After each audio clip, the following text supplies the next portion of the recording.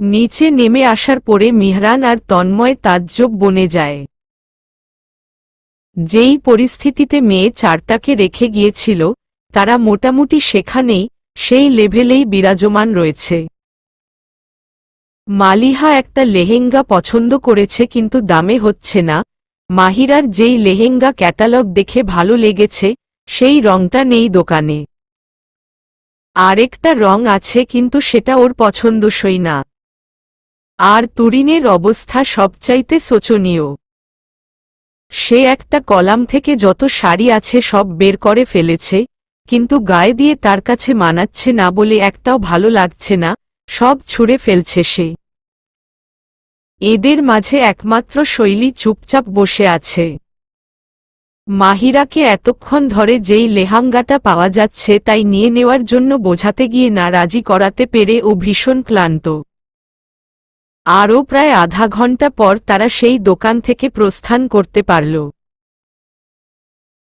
এতটাও সময় লাগত না যদি এখানে মিহরান ওদের ধমক দিতে পারত, কিন্তু এখানে তা সম্ভব হয়নি কারণ বোনদের ছাড়াও বাহিরের একটা মেয়ে শপিং করছে ওদের সাথে। মালিহার বান্ধবীর শাড়ি নাড়াচাড়ার ব্যস্ততা মিহরানকে চরম বিরক্তিতে ফেললেও ও চুপ থাকল। কাপড় নড়চড় করতে আর দাম কোষাকষি করতে গিয়ে সবারই টায়ার্ড অবস্থা দেখে ফুড কোর্টে উঠতে চাইল মেয়েরা। অগত্যা ছেলেদেরকেও আবার ওপরে আসতে হল। এবার একটু খোলা জায়গায় 3টা টেবিল অ্যাড করে বসল ওরা। শৈলী আর মাহিরা যেই পাশটায় বসেছে ঠিক তার উল্টো পাশে বসল মিহরান আর তন্ময়। নিজেদের পছন্দের মানুষের মুখোমুখি বসেছে তারা। আর মালিহা আর তুরিন বসেছে একপাশে। প্রথমে মালিহা মিহরানের পাশে বসলেও গরমের অজুহাতে মালিহাকে সরিয়ে ওখানে যেয়ে তুরিন বসে। হঠাৎই কেন যেন এই একটা কাজ বান্ধবীর পছন্দ হয় না মালিহার। তুরিনের এভাবে নিজে থেকে মিহরানের কাজ ঘেঁষাটা ওর চোখে লাগছে। এটা কেউ শুনলে ওকেই খারাপ মনে করবে, বলবে বান্ধবী হয়েও খারাপ ভাবছে, কিন্তু মালিহা জানে এখানে আসল সমস্যাটা কোথায়। মিহরান নামক মালিহার মেঝো ভাইয়া এমন এক দেয়াল যেটা নিজে থেকে দরজা তৈরি না করলে জোর করে টপকানো মোটামুটি অসম্ভব। মালিহা খেয়াল করেছে এই কয়েকবারের সাক্ষাতে মিহরান তুরিনের প্রতি পছন্দ তো অনেক দূর, ও একবার মুখ তুলে তুরিনকে দেখেছেও কিনা সন্দেহ আছে। ক্লিয়ারলি বোঝা যাচ্ছে তুরিনের প্রতি ওর ভাইয়ের বিন্দু মাত্র ইন্টারেস্ট নেই। কিন্তু এই কথাটা মেয়েটাকে বোঝাবে কে? মালিহার সাহস হচ্ছে না বলতে। তুরিনের ইমোশনটা নিজের চোখে উপলব্ধি করেছে ও। আসলেই পছন্দ করে ও মিহরানকে। কিন্তু একতরফা ভালোবাসা কতদূর আর আগায়? মালিহা নিজের মনেই দীর্ঘশ্বাস ফেলে। তুরিনের একপাশ থেকে মিহরানকে ব্যাকগ্রাউন্ডে নিয়ে সেলফি তোলা দেখে মুখ ঘুরায়। হায় রে, মেয়েটার মন ভাঙার দিন এলো বলে। এদিকে মাহিরা আর তন্ময়ের মাঝে মেসেজিংয়ের মাধ্যমে অনেক কথা হচ্ছে যেটা আশপাশে কেউ বুঝতে পারছে না। নিজের কেনা লেহেঙ্গাটা আগেই তন্ময়কে পাঠিয়েছিল ও। বেশ পছন্দ হয়েছে তন্ময়ের। সাথে মাহিরাকে লজ্জার সাগরে ডোবানোর মতন কিছু কমপ্লিমেন্টসও ছুঁড়েছে ও। মেয়ে আর যায় কই?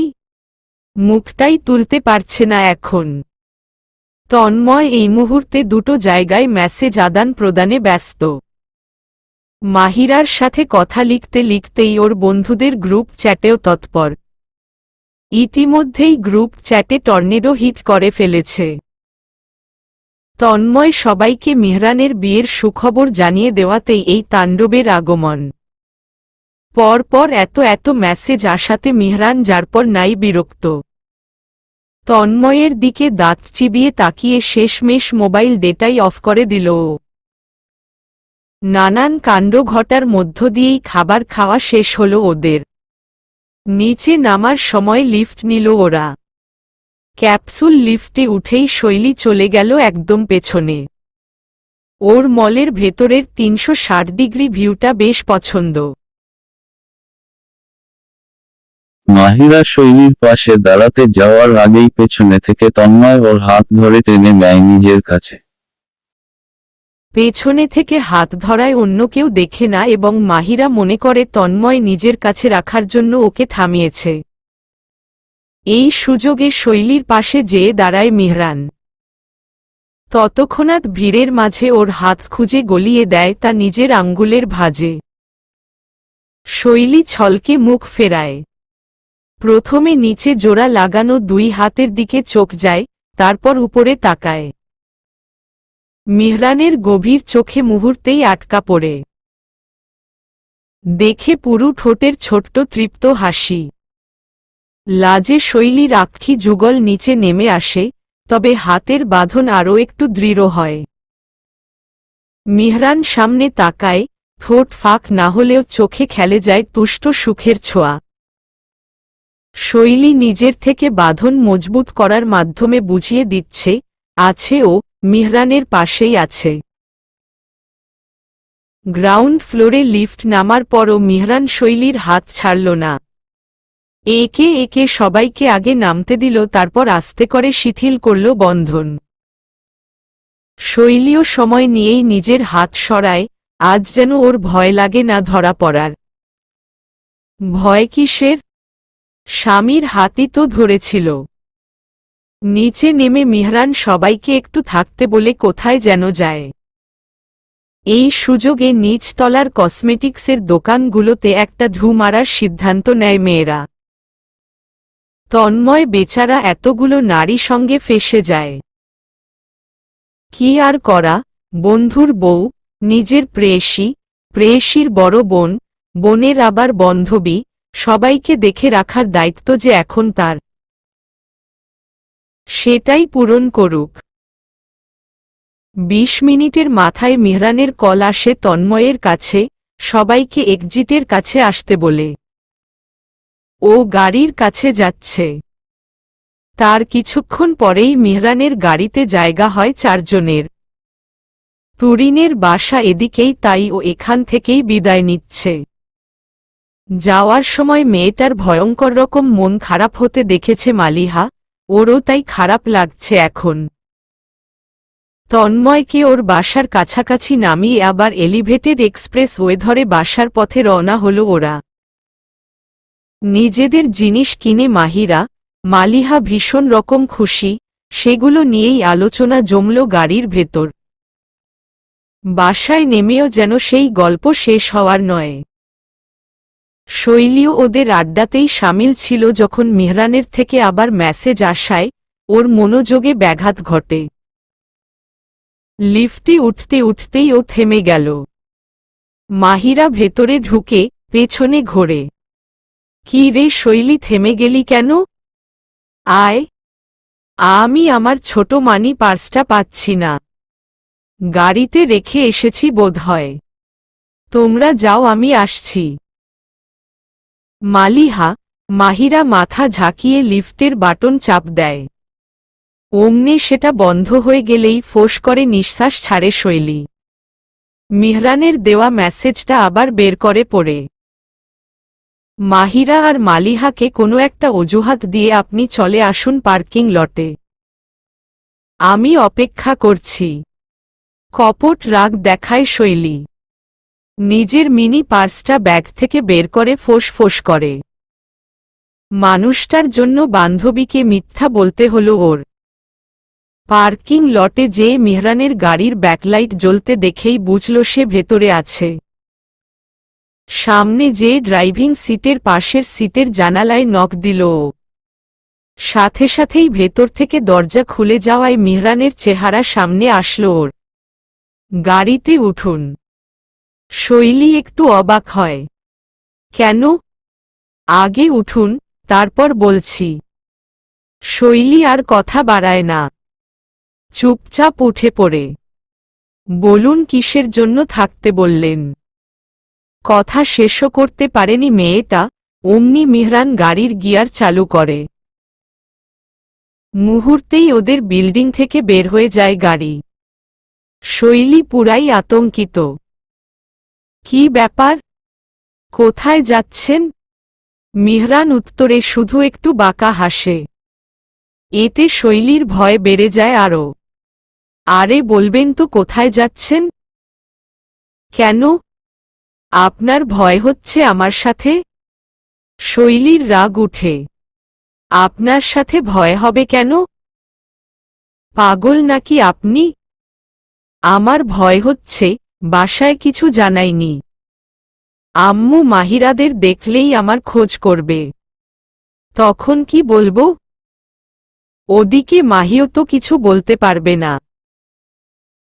মানি পার্স হারিয়েছি, আপনার গাড়িতে সেটা খুঁজতে যাচ্ছি বলে ওদের থেকে দলছুট হয়েছি। তাই বলে এতক্ষণ ধরে তো আর পার্স খুঁজব না, তাই না? মিহরান একবার শৈলীর দিকে বাঁকা হাসি দিয়ে মাহিরাকে ফোন দেয়। 2 রিং পরেই গাড়ির স্পিকারেই মাহিরার কণ্ঠ গমগম করে ওঠে। হ্যালো ভাইয়া। হ্যাঁ মাহি। শৈলীর মানিপার্স গাড়িতে খোঁজা হলো কিন্তু পাওয়া যাচ্ছে না। উনি বোধহয় সেই শাড়ির দোকানেই রেখে এসেছেন। আমি ওনাকে নিয়ে সেটা দেখতে যাচ্ছি। আয় হায়! কি বলো? এটা তো ভয়ঙ্কর ব্যাপার। ওর পার্সে আইডি কার্ড টার্ড সব আছে। খুঁজে না পেলে মুশকিল। তোমরা কোথায়? আমি নামব? যাব তোমাদের সাথে? না, তোর লাগবে না আসা। আমরা অলরেডি বের হয়ে গিয়েছি। এক্সপ্রেসওয়ে দিয়ে বেশিক্ষণ লাগবে না। ঠিক আছে। শৈলী কোথায়? মিহরান এতক্ষণ মুখ হা হয়ে থাকা শৈলীর দিকে চোখ ওঠাল। ইশারায় কথা বলতে বলল। নিজেকে কোনোমতে সামলে ডাকল শৈলী। মাহি। দোস্ত, শোন, তুই একদম টেনশন করিস না। বুঝলি? আল্লাহ আল্লাহ কর। নিশ্চয়ই পার্স পেয়ে যাবি ইনশাল্লাহ। শৈলী 2 ঠোঁট টিপে রাগ দেখায় মিহরানকে। বেচারি মাহিরাকে খালি খালি টেনশনে ফেলা হচ্ছে, শুধু এই ফাজিল মানুষটার দুষ্টুমির জন্য। তারপর আবার বলে, দোস্ত আম্মুকে একটু জানিয়ে দে প্লিজ। বল আমি তাড়াতাড়ি চলে আসতেছি। আন্টিকে নিয়ে টেনশন করিস না। আন্টি আমাদের বাসায় আছেন। সন্ধ্যা খালার সাথে তার খুব খাতির জমেছে। আম্মু সহ ওনারা একসাথে বসে গল্পে মশগুল। আমি তোর পার্সের কথা বলেছি। এখন খুঁজতে যাচ্ছিস তাও বলে দিচ্ছি। আর ভাইয়া আছে তো সাথে, তাই তারা টেনশন করবে না। তুই নিশ্চিন্তে যা। শৈলী মনে মনে রাগ ঝাড়ে। তোর ভাইই তো আসল টেনশন। হুহ। ফোন কাটার পর শৈলী নিজের সিটে এক প্রকার হেলান দিয়ে ছিটকে পড়ল, যেন হঠাৎ ওর কাঁধ থেকে ভারী কিছু নেমেছে। মিহরান পাশ দিয়ে ঠিক তখনই বলে ওঠে, এবার কমেছে টেনশন?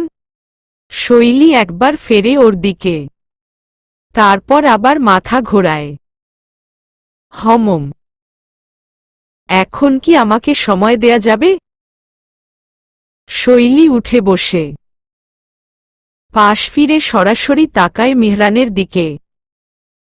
আমরা কোথায় যাচ্ছি এখনো বললেন না কিন্তু। এবার মিহরান হাসে। আপনি তো বললেন আমার সাথে যেতে আপনার ভয় নেই, তাহলে আবার জিজ্ঞেস করছেন যে? জিজ্ঞেস করছি কৌতূহল থেকে। না বলতে চাইলে বলিয়েন না। বলেই শৈলী আবার সিটে হেলান দিয়ে মুখ বাইরে ফেরায়। অর্ধাঙ্গিনী যে অভিমান করেছে তা বুঝতে একটুও সময় লাগে না মিহরানের। মুচকি হাসি দিয়ে হাত বাড়ায় ও। পরক্ষণেই শৈলী টের পায় ওর হাত আর ওর কোলে নেই, তা চলে গেছে মিহরানের আঙ্গুলগুলোর ভেতর। ঠিক সেই লিফটে থাকাকালীন সময়ের মতন। ভেতর ভেতর ভীষণ ভালো লাগা কাজ করলেও ও মুখ ফেরায় না। মিহরান তখন বলে, সত্যি বলতে আমি নিজেও জানি না আমরা কোথায় যাচ্ছি শৈলী। শুধু এটুকু জানি আপনার সাথে কিছুটা সময় একান্তে কাটাতে ইচ্ছা করছিল। ইচ্ছাটা মাথা চাড়া দিয়েছে শপিং মল থেকেই। বুঝতে আপনার নিশ্চয়ই বাকি নেই যে আমি শুধু আপনার জন্যই আজ মার্কেটে গিয়েছিলাম। কিন্তু এত মানুষের মাঝে সেইভাবে সময় স্পেন্ড করা হলো না। আর আগামী কয়েকদিন মানুষের আনাগোনায় আমাদের সেভাবে কথা হবেও না। প্রোগ্রামের নানা ঝামেলায় দুজনেই ব্যস্ত থাকব। তাই হুট করেই ডিসিশন নিলাম আপনাকে নিয়ে ঘুরে আসার। আর এমনিতেও এখনো আমাদের একটা ডেটও হয়নি। এটা কিছু হলো, বলেন তো? শৈলী ভীষণ রকম লজ্জায় পড়ে। তবে তার সাথে মিশে যায় একরাশ ভালো লাগা। ও মুখ ফিরায় মিহরানের দিকে।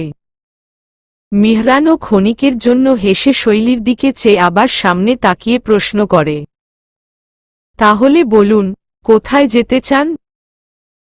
শৈলীর তৎপর জবাব, হাতির ঝিল যাই।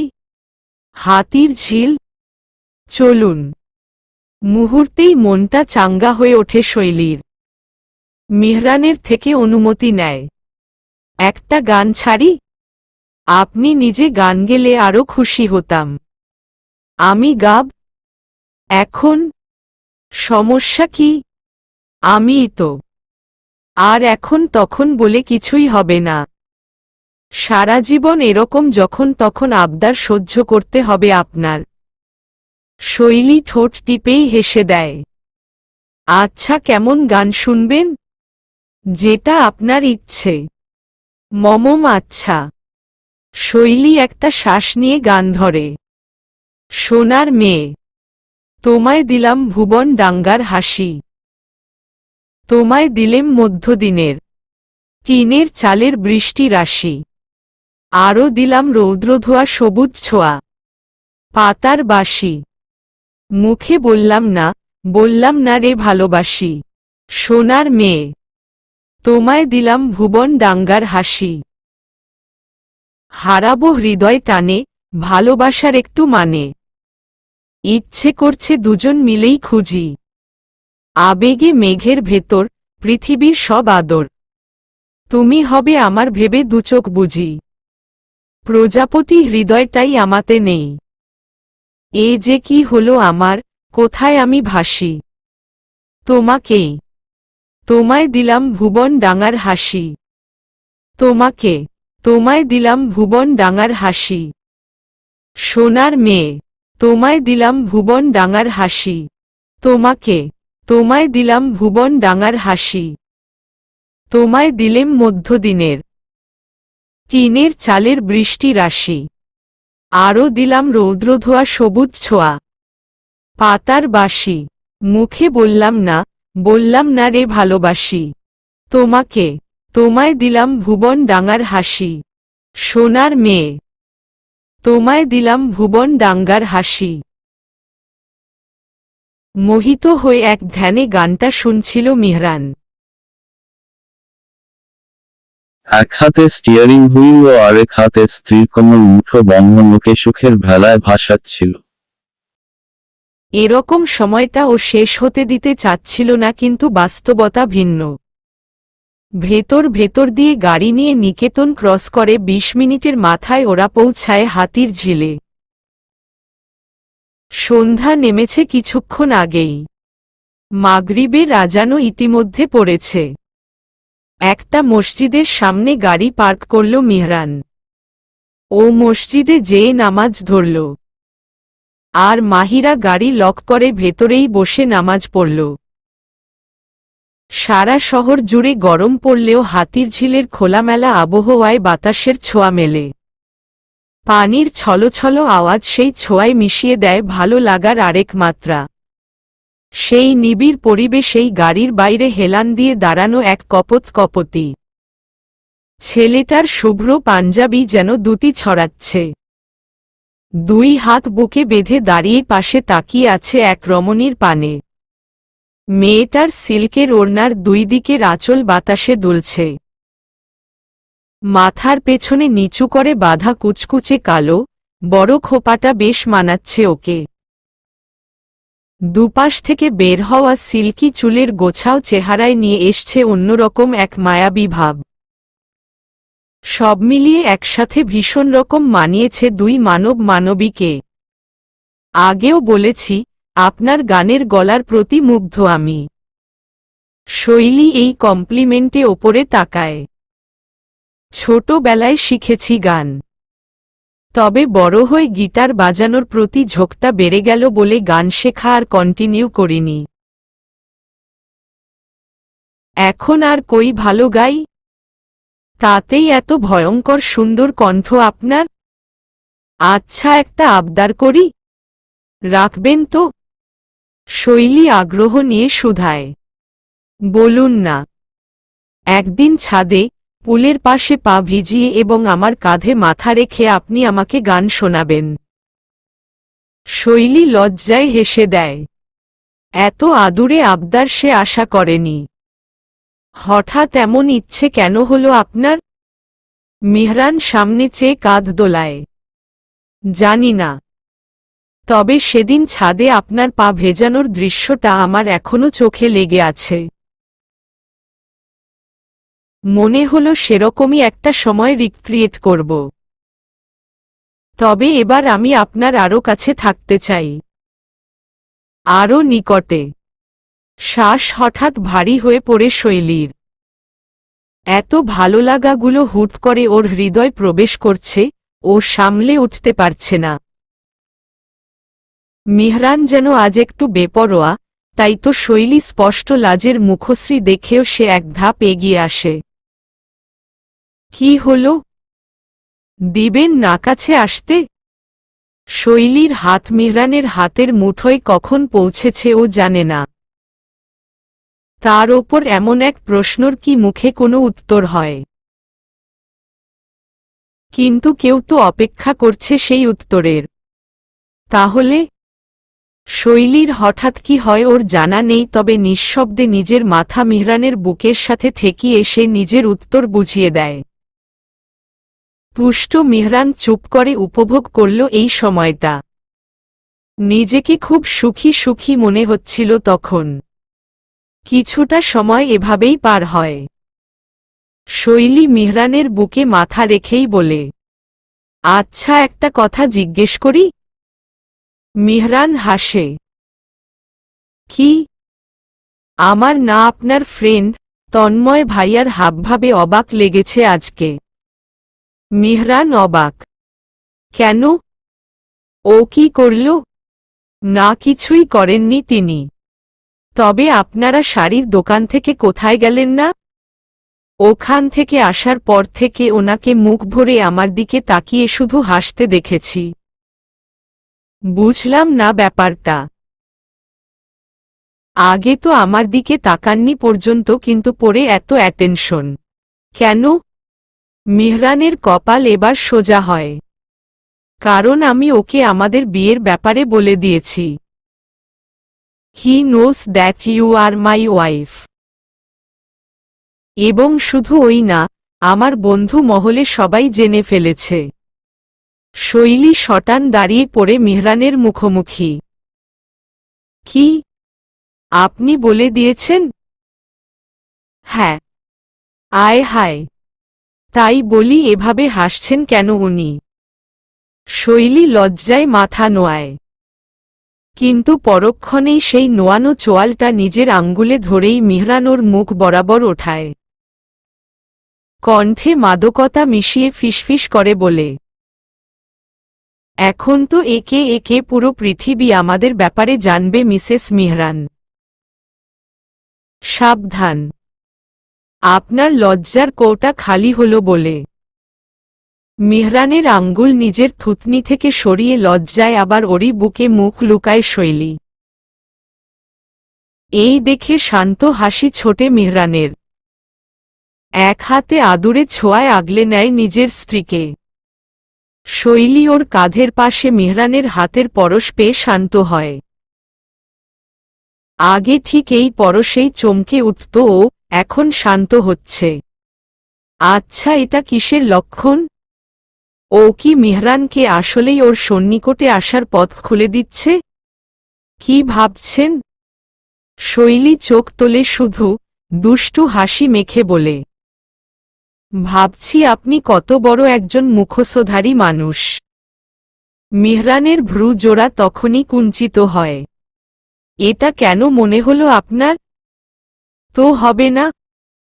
সবার সাথে আপনি একরকম, গুরুগম্ভীর মেহরান হাসান, যে স্বল্পভাষী, রগচটা, ভারিক্কি ভাব নিয়ে চলা একজন জলজ্যান্ত রোবট। আর আমার সামনে আরেক রকমের, মেহরান হাসান, যে দুষ্টু, লজ্জা দেওয়ায় ওস্তাদ, যার চোখে মুখে হাসি আর দুষ্টুমি খেলে। এই মুহূর্তে কেউ আপনাকে দেখলে বলবে আপনি রগচটা, রাগী? জীবনেও না। আসলেই, আপনার পার্সোনালিটি খুবই বিভ্রান্তিকর, বুঝলেন? আপনি এখন, আমার সাথে যেরকম আছেন সেরকম সবার সাথে থাকেন না কেন? সবাই কি আমার বউ? শৈলী তোরাক করে আবার তাকায় মেহরানের দিকে। চোখের রাগটা এখন লজ্জার দখলে। আবার নামিয়ে ফেলে নয়ন যুগল। মেহরান তা দেখে হাসে। আমি ছোটবেলা থেকেই বেশ ইন্ট্রোভার্ট ছিলাম। বড় ভাইয়া আর আমার বয়স খুব কাছাকাছি হওয়াতে আমরা বন্ধুর মতন বড় হয়েছি। সে যেরকম ছোটবেলা থেকেই সবার সাথে মিশতে পারত, আমি সেরকম ভাবে কিছুই পারতাম না। মিশতে গেলেই এক ধরনের লজ্জা, নার্ভাসনেস ঘিরে ধরত। তাই একসময় ভাইয়ার সাথে বাইরে যাওয়া বন্ধ করলাম। নিজের রুমকেই পৃথিবী বানালাম। সময়টা কষ্টের ছিল খুব, আর আমাকে সেভাবে বোঝার মতন ছিলও না কেউ। আম্মু তখন মাহিরা, মেহরাবকে নিয়ে ক্যারিং। মালিহাও ছোট খুব। বাবা নিজের বিজনেস দাঁড় করানোতে ব্যস্ত। কারোর সময় তখন ছিল না আমাকে দেখার, আমার মনকে পড়ার। আস্তে আস্তে আমার বড় হওয়ার সাথে সাথে আমার শাইনেসটা অনেকখানি কমে যায়। নিজেকে তখন যতটা সময় দিয়েছিলাম সেটা বেশ কাজে এসেছিল। অনেক গল্পের বই পড়তাম তখন। মেইন যে ক্যারেক্টার থাকত, তার গুণাবলীগুলো রপ্ত করার চেষ্টায় থাকতাম। একসময় সেগুলোই ফল দিল। মেহরান একটা শ্বাস নেয়। শৈলী বিড়াল ছানার মতো চুপটি করে পড়ে থাকে মেহরানের বুকে। চোখ দিয়ে নিঃশব্দে যেই অশ্রু ঝরছে তা হয়তো ওর খেয়ালেও নেই। মেহরান আবার শুরু করে। আমার জোরটা আস্তে আস্তে কাটতে শুরু করে কলেজে এসে। তখন তন্ময়ের সাথে বন্ধুত্ব হয় আমার। আমার পরিবারের পর যদি কাউকে আমি খুব বেশি ভালোবাসি তবে সেটা তন্ময় হবে। কারণ ওকে আমি গভীরভাবে শ্রদ্ধা করি। আমার মাঝের জড়তার আভাস ওই পায় প্রথমে। অন্য ছেলেমেয়েরা আমাকে অ্যারোগেন্ট, রগচটা মনে করত, কিন্তু তন্ময় আমার ভেতরের কষ্টটা কোনোভাবে বুঝতে পেরেছিল। ওর নিজেরও আমার কাছে আসাটা সহজ ছিল না, কিন্তু এই পর্যন্ত দুইজন ব্যক্তি নিজে থেকেই সেই দেয়াল ভেঙে আমার কাছে পৌঁছেছে, তার মাঝে প্রথম হল ও। কিভাবে যেন আমাকে ওর বন্ধু বানিয়ে ফেলল। তারপর আরও বন্ধু জুটালো, আমার জোরতা কমালো। ভার্সিটি আসতে আসতে এই সব সমস্যারই সমাধান হয়ে যায়, কিন্তু ওই যে অভ্যাস বলে একটা কথা আছে না, সেটা ছাড়তে পারলাম না। গুরুগম্ভীর ভাবটা রয়েই গেল আমার ব্যবহারে। তাই আমাকে এখনো মানুষ দেখে অ্যারোগেন্ট মনে করে। এবার বুঝছেন মিসেস মেহরান? শৈলী এবার মাথা ওঠায়। কান্নায় লাল হয়ে যাওয়া চোখ দুটো দেখে ব্যস্ত হয়ে পড়ে মেহরান। তাড়াতাড়ি দুই হাতের দুই বুড়ো আঙ্গুল দিয়ে ওর চোখের জলধারা মুছে দেয়। কাঁদছেন কেন? আপনি এত কষ্ট পেয়েছেন ছোটবেলায়? আমি কেন তখন ছিলাম না আপনাকে সাহায্য করতে? আমি থাকলে কখনো কষ্ট পেতে দিতাম না আপনাকে। বলতে বলতে শৈলী অঝরে কেঁদে দেয়। মিহরান হাসবে না অবাক হবে তাই বুঝে উঠতে পারে না। শেষে আর না আটকে হো হো করে হেসে শৈলীকে বুকে জড়িয়ে নেয় আবার। আহারে, আমার বউয়ের তার স্বামীকে নিয়ে কত চিন্তা। এত টেনশন করতে গিয়ে সে ভুলেই গিয়েছে ওই সময়টায় সে হয়তোবা তখনও পৃথিবীতে পদার্পণই করেনি, অথবা করলেও সে একদম দুধের শিশু। শৈলী ফোফাতে ফোফাতেই দাঁত কামড়ায়। হ্যাঁ, তাই তো। মিহরানের সাথে যে ওর ৮-৯ বছরের গ্যাপ এটা ভুলেই বসেছিল ও। সরি, ভুলে গিয়েছিলাম, আপনি তো বুড়ো মানুষ। মিহরান ঝট করে শৈলীর মুখ নিজের দিকে তোলায়। চোখে দুষ্টুমি আর কৌতূহল নিয়ে জিজ্ঞেস করে, আপনি কি বলতে চাচ্ছেন হুম? শৈলী চোখে পানি নিয়েই খিলখিল করে হেসে ওঠে। দেখুন না আপনি কত বড় আমার থেকে। পাক্কা ৮ বছরের গ্যাপ দুইজনের মাঝে। তাই বললাম আর কি। শৈলী এটা বলেই আবার হাসতে থাকে, কিন্তু পরক্ষণেই মিহরানের খাদে নামা কণ্ঠে বুক কেঁপে ওঠে ওর। এই বুড়োকেই নিয়ে সারা জীবন চলতে হবে আপনার, শৈলী। আর এই বুড়োরই সব আবদার, মিষ্টি যন্ত্রণাগুলোও সহ্য করতে হবে। কোন ছাড় পাবেন না কিন্তু। শৈলী শুকনো ঢোক গিলে। মিষ্টি যন্ত্রণা দিয়ে মিহরান কি বোঝাতে চেয়েছে তা কি শৈলী বোঝে না? বোঝে। যে কোনো প্রাপ্ত বয়স্ক মানুষই বুঝবে। তার ওপর মানুষটার পুরো চেহারায় তার কথার প্রতিফলন স্পষ্ট। ইস, কি ভয়ানক দুষ্টু লোক একটা। কিছুটা সময় আবার নিস্তব্ধতা গ্রাস করে ওদের। শৈলী মিহরানের বুকেই পড়ে থেকে আর আলিঙ্গনে ওকে জড়িয়ে রেখেই মিহরান দূর পানে তাকায়। ব্রিজের আলোর ঝিলমিল খেলা দেখে একসময় শৈলীর আদুরে কণ্ঠ কানে ভাসে ওর। আপনার কাছে আমি একটা আবদার করি? মিহরান শৈলীকে আরেকটু কাছে টেনে নেয়। কি চান, বলুন। আমাকে এখন থেকে আপনি তুমি করে ডাকবেন প্লিজ। আপনিটা যেন কেমন লাগে শুনতে। মিহরান হেসে দেয়, আবার সাথে সাথেই ওর চোখে দুষ্টুমিও খেলে যায়। মমম, আমি আপনাকে কিভাবে তুমি করে বলি বলুন? আমার স্টুডেন্টদের তো আমি কখনো তুমি করে বলি না। সেখানে কিভাবে? শৈলী ঝট করে রাগী চোখে মিহরানের দিকে মুখ ওঠায়। এত কাছ থেকে মানুষটার দুষ্টুমির অভিব্যক্তি বুঝতে মোটেও বেগ পেতে হয় না ওর। ফাজিল লোক কোথাকার। ইচ্ছে করে মজা করছে ওর সাথে। শৈলী ঝামটা দিয়ে মুখ নামায়। বইলেন না তুমি করে, আপনি তেই থাকেন স্যার। যত সব।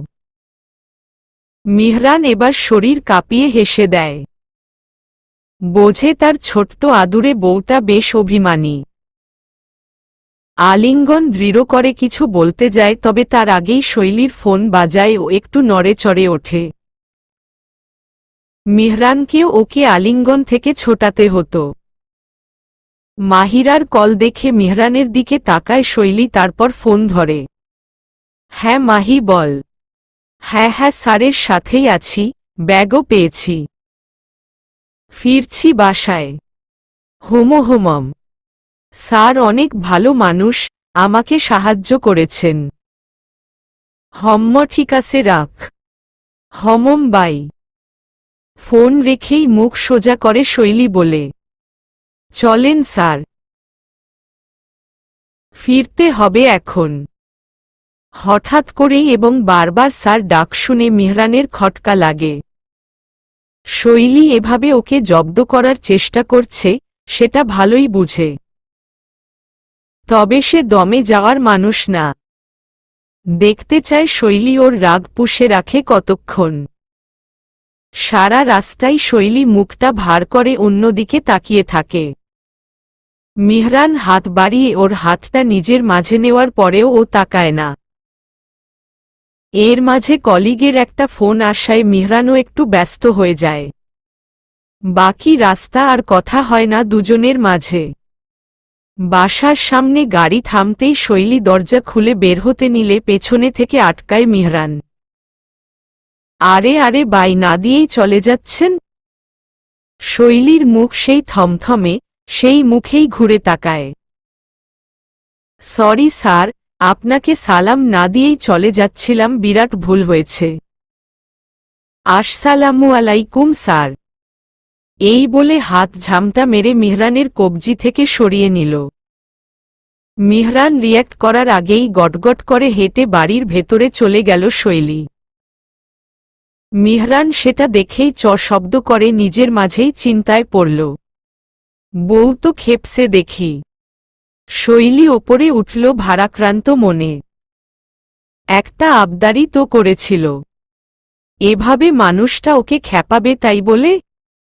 উনি যখন আবদার করেছেন তখন তো শৈলী সরল হৃদয় তার কথা মেনে নিয়েছে। শুধু মেনেই নেয়নি, ভীষণ লজ্জা পাওয়ার পরেও মিহরানের কাছে নিজেকে সমর্পণ করেছে। আর সেখানে ও এত ছোট একটা আবদার করার পরও মিহরান সেটা মানতে পারল না। ভীষণ খারাপ লোক একটা। বাসায় যেয়ে মায়ের রুম থেকেই নিজেকে ফ্রেশ করে নিল শৈলী।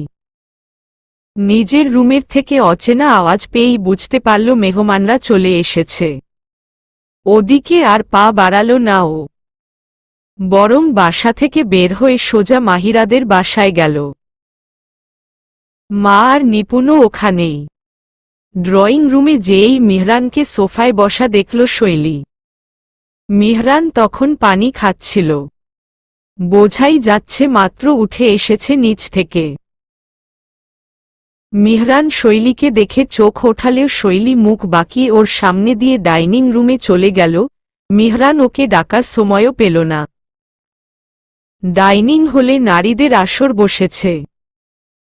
নিজের মা, বোন এবং মিহরানের মা, ভাবি আর বোনরা ছাড়াও নতুন কিছু মুখ চোখে পড়ল শৈলীর। বুঝল তারাই মেহমান। একজন বয়স্কাকে দেখে মনে হল তিনিই মাহিরার সন্ধ্যা খালা। শৈলী বিনয়ীভাবে সালাম দিয়ে প্রবেশ করল সেখানে। ওকে দেখেই একটা আলাদা হই হই পড়ল। মাহিরা দৌড়ে আসলো ওর কাছে। শৈলী, পেয়েছিস তো ব্যাগটা তাই না? হম্মম। পাশ দিয়ে শৈলীর মা কপট রাগ দেখালেন। এত কেয়ারলেস কবে থেকে হইলি তুই? মানি ব্যাগের মতন এত জরুরি জিনিস কেউ হারিয়ে আসে? কত জরুরি কাগজও ছিল ওটাতে। শৈলী চুপ মেরে মাথা নোয়ায়, তখনই পানির গ্লাসটা রাখতে ডাইনিং হলে আসে মিহরান। ওকে দেখেই শৈলীর মা যেন আরো দম পেয়ে যান শৈলীকে বকার। ওটা তো ভালো যে মিহরান ছিল। আজকে ও না থাকলে তুই আবার যে কেমনে খুঁজে নিয়ে আসতি ব্যাগটা? অনেক ধন্যবাদ বাবা, তোমাকে খামখাই কষ্ট দিয়ে ফেলল মেয়েটা। মিহরান সুন্দর একটা হাসি দিয়ে ধন্যবাদ জানাতে চাচ্ছিল, কিন্তু ওর মুখের কথা বের হওয়ার আগেই শৈলী বুলি ছুড়ল। সত্যি মা, স্যারকে আমাদের আসলেই ধন্যবাদ জানানো উচিত। এত উদার মনের স্যার, তোমাকে কি বলবো। আমাকে নিয়ে গেলেন, পার্স খুঁজতে সাহায্য করলেন, সেটা আবার পেয়েও গেলাম। স্যার আসলেই অনেক সাহায্য করেছেন আমার। ধন্যবাদ স্যার। শেষ দুই বাক্য একটা মেকি হাসি মিহরানের দিকে ছুঁড়ে শৈলী আওড়ায়। ঠোঁট দুটো ফাঁকা কিন্তু চোখ দুটো শীতল, এই এক্সপ্রেশন মিহরানের চেনা। স্ত্রীর মেজাজ এখনো গরম বুঝতে পারছে। তবে এই সময় ওরও রাগ উঠে যায়। শৈলীকে উপেক্ষা করে ওর মায়ের দিকে তাকিয়ে বলে, ধন্যবাদ আন্টি, এটা এমন কোনো ব্যাপার না। এরপর নিজের মায়ের দিকে তাকিয়ে বলল, আম্মু মেহরাব কই? আফিয়া তৎপর হলেন। ও এই সময় বাসায় থাকে কই? গিয়েছে মনে হয় ফ্রেন্ডদের সাথে ঘুরতে। ও আমি ওর রুমে গেলাম, একটু রেস্ট নিব বলেই মিহরান ওপরে উঠে যায়। শৈলী আর চোখে সবই লক্ষ্য করে কিন্তু আর কিছুই বলে না। সময় পার হয়, তার সাথে জমে গল্প। এর মাঝে পরিবেশ ঠান্ডা করে দিয়ে আবার ঝিরিঝিরি বৃষ্টিও নামে। ধুম পড়ে মুড়ি মাখা খাওয়ার। মাহিরার হাতের মুড়ি মাখা সেই রকম মজা, সেটা মোটামুটি সবাই জানে। তাই কাল বিলম্ব না করে ও ছোটে কিচেনে মুড়ি মাখা বানাতে। শৈলীও যায় ওকে সাহায্য করতে।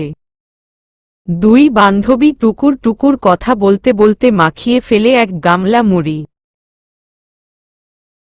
সেই গামলা থেকে মুড়ি খাবার মজাই আলাদা বলে মাহিরা সেটাকে নিয়েই টেবিলে যাওয়ার সিদ্ধান্ত নিল। তবে তার আগে এক বাটিতে বেড়ে শৈলীর দিকে তা ধরিয়ে দিয়ে বলল, শৈলু, প্লিজ একটা হেল্প কর না বোন। এই বাটিটা মেঝো ভাইয়াকে দিয়ে আয় উপরে। শৈলী মুখ সোজা করে, আমি কেন? আমি পারবো না, তুই দিয়ে আয়।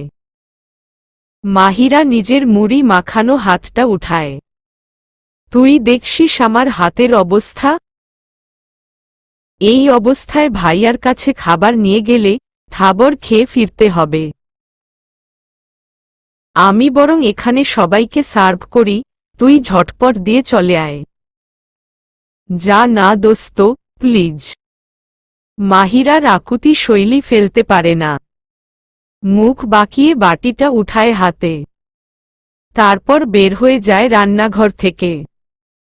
সবাইকে নিচে রেখে শৈলী ওপরে ওঠে। মিহরান মেহরাবের রুমে আছে জেনে সরাসরি সেখানেই যায়। দরজার সামনে দাঁড়িয়ে একটু দম নিয়ে নক করে ও। সাথে সাথেই ভেতর থেকে আওয়াজ আসে। কে? শৈলী মুখে উত্তর না দিয়ে আবার নক দেয়। এবার ওপাশ থেকে পায়ের আওয়াজ শোনা যায়। মুহূর্তেই দরজা খোলে। শৈলীকে এখানে আশা করেনি মিহরান, তাই অবাক হয়, কিন্তু মুখে কিছু বলে না। গভীর চাহনিতে তাকিয়ে থাকে। শৈলী বেশি সময় নেয় না, শক্ত স্বরে বলে ওঠে, আপনার জন্য নাশতা এনেছি স্যার। বলেই ও মুড়ির বাটিটা সামনে ধরে। অমনি মিহরান মুড়ির বাটির পেছনে রাখা শৈলীর হাতটা ধরে এক টানে ওকে রুমের ভেতর নিয়ে যায়। ওদের পেছনে বন্ধ করে দেয় রুমের দরজা। শৈলী এই আকস্মিক টানে একদম ভ্যাবাচ্যাকা খেয়ে যায়। আপনি আমাকে টেনে আনলেন কেন স্যার? মিহরান আর পারে না, ধমক দেয় একটা। এই মেয়ে কি তখন থেকে স্যার স্যার বলে কান পাকাচ্ছেন? শৈলী বুঝেও না বোঝার ভান করে। মুড়ির বাটিটা পাশের টেবিলে রেখে নিষ্পাপ চেহারায় প্রশ্ন ছোড়ে, কেন স্যার? আমি কি কিছু ভুল বলেছি? মিহরান দাঁত চিবায়। আমি আপনার স্যার হই? হ্যাঁ স্যার, আপনি তো আমার স্যারই হন। শুধু স্যার হই তাই না? হ্যাঁ। আর নয়তো কি? কি সেটা দেখাবো? খাদে নামা কণ্ঠে শৈলীর মুখের একেবারে কাছে এসে বলা এক বাক্য মুহূর্তেই পরিবেশ বদলে দেয়। থরথর করে কেঁপে উঠা শৈলী কিছু একটা আঁচ করতে পেরে এক পা পিছাতে চায়, কিন্তু সেটা করার আগেই এক বলিষ্ঠ হাত ওর কোমর জড়িয়ে ধরে কাছে টেনে নেয়। বিন্দু পরিমাণ দূরত্ব না রেখে মিশিয়ে নেয় নিজের সাথে। আরেক হাত গলিয়ে দেয় শৈলীর কানের পেছনের চুলের গোছার মাঝে। পরক্ষণেই মেয়েটা নিজের ঠোঁটে অনুভব করে পুরো এক জোড়া ওষ্ঠের মাদকময় স্পর্শ। নিস্তব্ধ রজনী, নিস্তব্ধ পরিবেশ।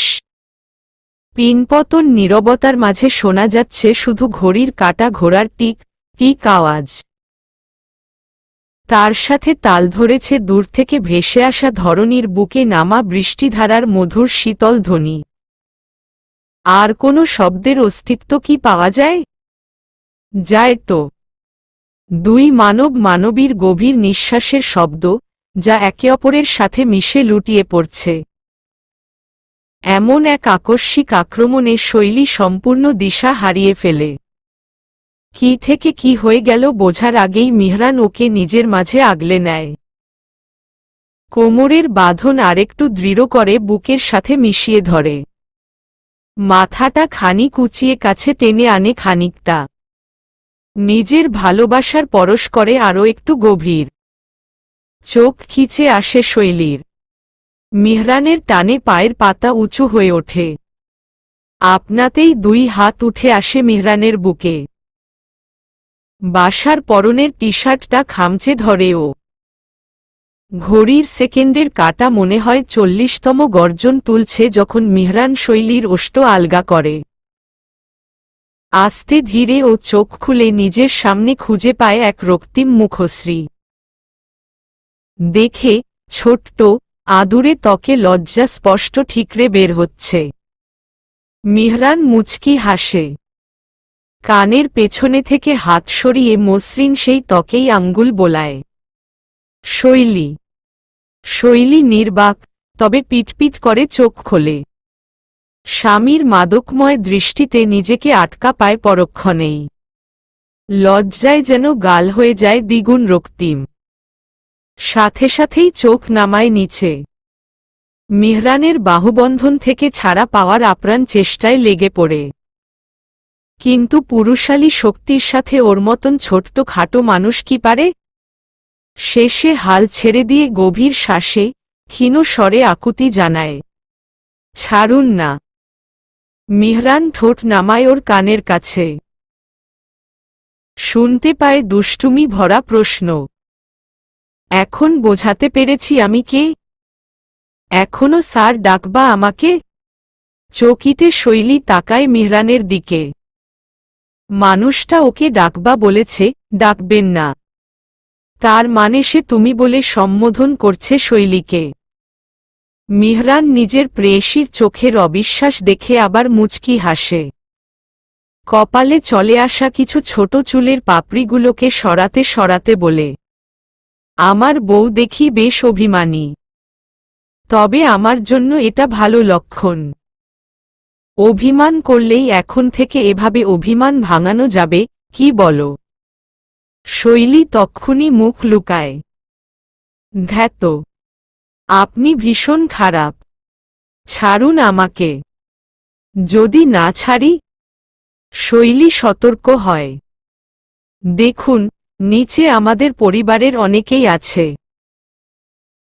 এতক্ষণ আমি ওপরে জানলে খারাপ মনে করতে পারে। প্লিজ ছাড়ুন না। মিহরান কিছুক্ষণ ভাবে। এক শর্তে ছাড়ব। কি? মিহরান সময় নেয় না। সাথে সাথেই আবার শৈলীকে আঁকড়ে ধরে। ছোট্ট কিন্তু গভীর এক আদর বসায় ওর ওষ্ঠযুগলে। তাড়াতাড়ি ছেড়ে দেয় শৈলীকে। তারপর কপট রাগে শরীর কাঁপে শৈলীর। আপনি খুবই খারাপ বলেই আর থাকে না। এক দৌড়ে রুম থেকে বের হয়ে যায়। পেছনে রেখে যায় আঙ্গুল দিয়ে ঠোঁট মুছে হাসতে থাকা মিহরানকে। রুম থেকে বের হয়েও শৈলীর দৌড় থামে না। মুখে লাজুকলতার হাসি এপার ওপার ছড়িয়ে পড়ছে। মিহরানের সামনে রাগ দেখালেও এখন মন খুলে হাসছে ও। স্বামীর ভালোবাসা কোনো স্ত্রী উপেক্ষা করতে পারে? কেউই না। সেখানে মানুষটা যদি হয় এতটাই রোমান্টিক তাহলে তো আর কোনো কথাই নেই। কখন অভিমান গলিয়ে দিয়েছে শৈলীর সেটা খবরই নেই। মানুষটা জাদু জানে, প্রেমের জাদু। এদিকে শৈলী যাওয়ার পর বেশ কিছুটা সময় গিয়েছে দেখে মাহিরা অবাক হয় একটু। এক বাটি মুড়ি মাখা দিতে কি এতটা সময় লাগার কথা? ভাইয়া কি দরজা খোলেনি নাকি? হঠাৎ মাহিরার ভেতরে ভয় ঢোকে। ভাইয়া ঘুমিয়ে থাকলে কেউ তাকে ডিস্টার্ব করলে সে ভীষণ রকমের বিরক্ত হয়। যদি ভাইয়া ঘুমিয়ে গিয়ে থাকে? শৈলী তো দরজা ধাক্কাবেই। ভাই অনেক রাগ করবে তখন। হায় হায়, শৈলী তুই গেছিস বোন। মাহিরা উঠে পড়ে ততক্ষণাৎ বান্ধবীকে বাঁচাতে জোরে হেঁটে সিঁড়ির দিকে পা বাড়ায়। তবে এক পা দিতেই ওপর থেকে শৈলীকে নামতে দেখে হাফ ছাড়ে ও। কিন্তু দ্বিতীয় পলকেই আবার তাকায় শৈলীর দিকে। ভ্রু কুঁচকে আসল। মেয়েটার পুরো চোখ মুখ হাসছে দেখে মাহিরা অবাক। শৈলী এখনো মাহিরাকে দেখেনি। নিজের খেয়ালেই মগ্ন ছিল ও। কিন্তু নিচতলার খুব কাছে আসতেই দেখল বান্ধবী দুই হাত বুকের সাথে বেঁধে দাঁড়ানো। হকচকায় শৈলী। তুই এখানে? শৈলীর ভ্রু আরও কুঞ্চিত হয়। আমি এখানে মানে? মোমানে তুই সিঁড়ির ঘরে কি করিস? তোর খোঁজে ওপরে যাচ্ছিলাম। শৈলীর চোখ বড় হয়ে যায় এটা শুনে। ইয়া আল্লাহ! আর 1 মিনিট আগে মাহিরা উঠলেই হয়তো শৈলীকে বন্ধ দরজা ভের থেকে ছুটে আসতে দেখত। কি হতো তখন? মাহিরার কাছে শৈলীর এই অভিব্যক্তিও ধরা দেয়। এত কাছে থেকে যে কারো কাছেই ধরা পড়ার কথা, আর সেখানে মাহিরা তো সবচেয়ে কাছের বান্ধবী। এক পা এগিয়ে মাহিরা শৈলীর একদম কাছে দাঁড়ায়। তোর হয়েছে কি বলতো? শৈলীর সাথে সাথেই এক পা পিছায়। কি হবে? কিছু একটা গড়বড় মনে হচ্ছে আমার। কি গড়বড়? কি যা তা বলছিস তুই? চল তো সবার কাছে যাই। বলেই শৈলী মাহিরার হাত টেনে ওকে ঘোরানোর চেষ্টা করে কিন্তু মাহিরা হতে দেয় না। না না দোস্ত, আমি যা তা বলছি না। কিছু একটা হইছে আমি স্পষ্ট বুঝতে পারছি। তোদের বাসায় আসার পরই আমার অবাক লেগেছে যখন মেঝো ভাইয়াকে সবার সামনে এত সার সার করে মুখে ফেনা তুললি। ভাইয়ার সাথে তো আগে তোকে কথাই বলতে দেখিনি আমি।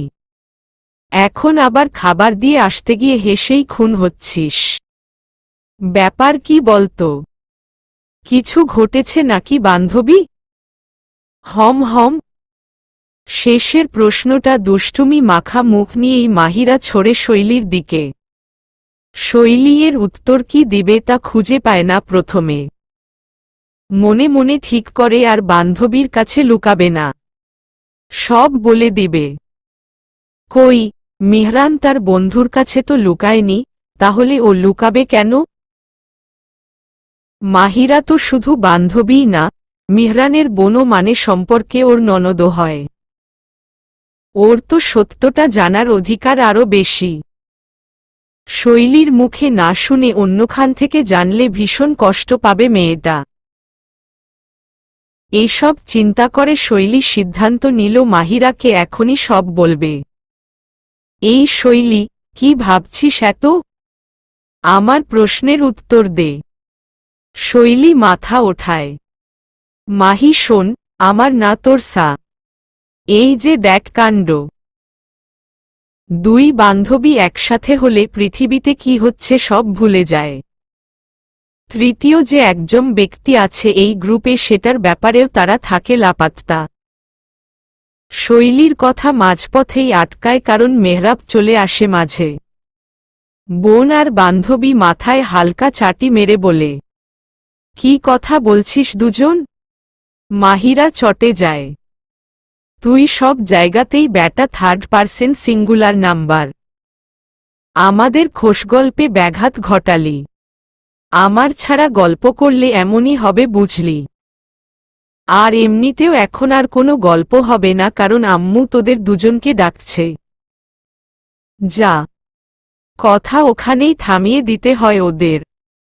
তবে মাহি যেতে যেতে একটা কথা বলেই, এখন তোরে স্পেয়ার করলাম শৈলী, কিন্তু রাতে তোর কাছ থেকে আমি সব বের করব দেখিস।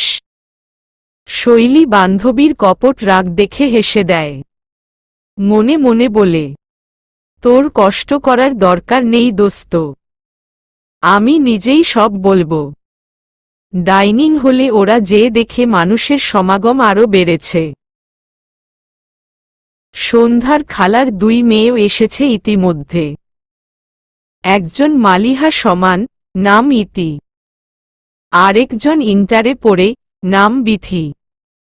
দুজনকেই শৈলীর খুব ভালো লাগল। বেশ মিশুক। ওদের সাথে গল্প করার জনই মূলত আফিয়া, মাহিরা আর শৈলীকে খুঁজছিলেন।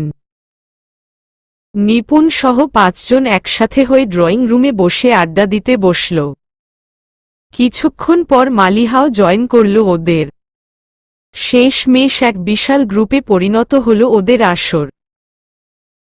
গল্পে গল্পে কখন রাত 9টা বেজে গেছে সেই খবরও রাখল না কেউ। আফিয়া বেগমের ইনসুলিন নেওয়ার সময় হওয়ার উসিলায় ডিনারের কথা মনে পড়ে সবার। আগেই মিসেস রেহানাকে আফিয়া বলেই রেখেছিলেন সবাই আজ এখানে একসাথে ডিনার করবে। রেহানার শত মানাও তিনি শোনেনি। ডিনার সার্ভ হতে হতেই বাড়ির পুরুষরাও উদয় হল। সাথে শৈলীর বাবাকেও রেহানা ডেকে আনলেন। মাহিরা আর মালিহা মাকে সাহায্য করতে রান্নাঘরে চলে গিয়েছে।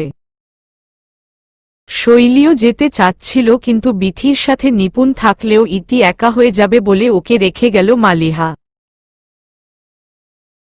মিনিট 5 পরেই মেহরানকে ওপর থেকে নামতে দেখে শৈলীর মুখ আপনাতেই আবার লাল রূপ ধারণ করে। দুষ্টু লোকটা ওকে দেখেই সবার অগচরে চোখ টিপ মেরেছে। আবার মুখ সোজা করেছে পরক্ষণেই। দেখে কেউ বিশ্বাসই করবে না এক মুহূর্ত আগে করা তার কাণ্ডের কথা। শৈলী কই মুখ লুকাবে জানে না। এরই মধ্যে যেন আগুনে ঘি ঢালতে পাশ থেকে বিথি বলে ওঠে, শৈলী আপু, তুমি ঠিক আছো? তোমার মুখ এরকম লাল হয়ে গিয়েছে কেন? মেহরান কাছেই ছিল। আর বিথিও জোরেই বলেছে তাই কথাটা শুনতে কষ্ট হয়নি ওর। ঠোঁট টিপে হেসে দিল ও। সাথে সাথেই মোবাইল বের করে। শৈলী বেচারির তখন করুণ অবস্থা। বিথি এত জলদি কথা বলে মাঝপথেও থামানো মুশকিল ছিল ওকে। আশপাশ দিয়ে কে কে শুনেছে কে জানে। ইয়া আল্লাহ, বাঁচাও। তক্ষুনি ওর মোবাইলে মেসেজ রিংটোন বাজতেই শৈলী সেটা দেখতে যায়। মেহরানের মেসেজ দেখে খোলে। পরক্ষণেই চোখ কপালে না, যেন ঠিক যে ওঠে মাথার চান্দিতে। পুরো শরীর থরথরিয়ে কাঁপে। মেহরান বিথির কথা শুনে ফেলেছে সেটা ক্লিয়ার বোঝা যাচ্ছে। হায় খোদা, যেখানে বাঘের ভয় সেখানেই রাত হয়। সবাই ছেড়ে মেহরানকেই শুনতে হলো কথাটা। আর শুনেছে ঠিক আছে, তাই বলে এভাবে উত্তর দিতে হবে? কি দুষ্টু লোক রে বাবা! কি লিখেছে এইসব? শৈলী চুপটি করে মোবাইলটা বন্ধ করে উঠে পড়ে। মেহরান ওর দিকে তাকিয়েছিল অভিব্যক্তি বোঝার জন্য কিন্তু সেই সুযোগ শৈলী দেয় না। মাথা নিচু করে ওর সামনে দিয়ে রান্নাঘরে ঢুকে পড়ে ও। খাওয়া দাওয়ার সাথে জম্পেশ আড্ডা বসে সবার। আজ অতিথিরা যাত্রা করেছে বলে আফিয়া শাহী কোনো খাবার রান্না করেননি। সব বাঙালি খাবারের আয়োজন ছিল। তবে তাতেই যে কত আইটেম তার কোনো ইয়ত্তা নেই। বিভিন্ন ধরনের সবজি ও মাছের ভর্তা ছিল হরেক রকম। তার সাথে দেশি মুরগির ঝোল, সরিষা ইলিশ, ভুনা গরুর মাংস আর ঘন ডাল। গরম গরম ভাত দিয়ে খেতে সেই রকম মজা লেগেছে। অনেকে তো আঙ্গুল চেটে পুটে খেয়েছে। শৈলী খাবার শেষ করে হাত ধুয়ে আসার সময় মেহরানকে সামনে পায়। সাথে সাথেই মাথা নিচু হয়ে যায় ওর। মেহরান ছোট্ট করে হেসে আশপাশে সবাইকে দেখে।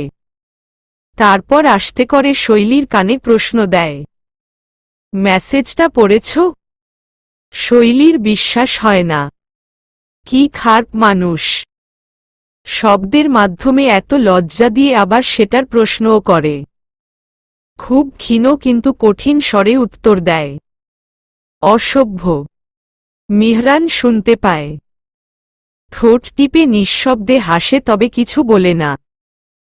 এদিকে শৈলী ওর দিকে চোখ রাঙাতে ওপরে তাকাতেই সামনে থেকে মাহিরাকে আসতে দেখে সাথে সাথেই তৎপর হয়ে মিহরানকে বলে, আমি একটা কথা বলবো আপনাকে। ফোন দিচ্ছি, ধরুন। বলেই ওখান থেকে সরে যায় ও। মাহিরা ওদের দুজনকে একসাথে দেখার আগেই পালায়। একটা নিরাপদ দূরত্বে গিয়ে কল করে শৈলী। এক রিং না শেষ হতেই মিহরান ধরে। বলো, কি হয়েছে? আমি একটা সিদ্ধান্ত নিয়েছি। সিদ্ধান্ত? কিসের? আমি মাহিরাকে সব জানিয়ে দিতে চাই আমাদের বিষয়ে। ওপাশ থেকে কোনো কথা না আসায় শৈলী একটু অবাক হয়। সামনে তাকিয়ে এদিক ওদিক মিহরানকে খোঁজে। ঠিক তখনই ওপাশ থেকে আওয়াজ আসে, তুমি শিওর শৈলী? হমম, একদম। আমি চাই না আমার বান্ধবী আমার মুখ থেকে শোনার আগে অন্য কোথাও থেকে শুনুক। অনেক কষ্ট পাবে ও। আবার একটু নীরবতা। তারপর মিহরান বলে, ঠিক আছে, ভালো ডিসিশন নিয়েছ।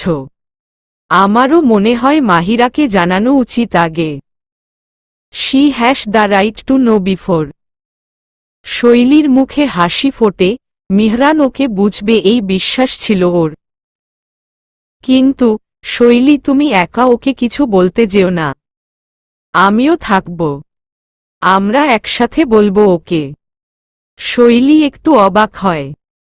কেন? আমি বলতে পারবো তো ভালো করে। আমি জানি তুমি পারবা শৈলী, কিন্তু তারপরেও আমি থাকতে চাই। তোমার বান্ধবী আমার আপন ছোট বোন। ওকে আমি চিনি খুব ভালো করে। ভীষণ চঞ্চল মেয়ে। তোমার কথায় বড় একটা রিয়াকশন দিবে ও, যেটা তোমার সামলাতে কষ্ট হতে পারে। আমাকে পাশে থাকতে দাও। Trust me. শৈলী নিঃশব্দে মাথা নাড়ে। আসলেই মিহরান ভুল বলেনি। মাহিরা যে একটা বড়সড় ধাক্কা খাবে এটা জানাই আছে।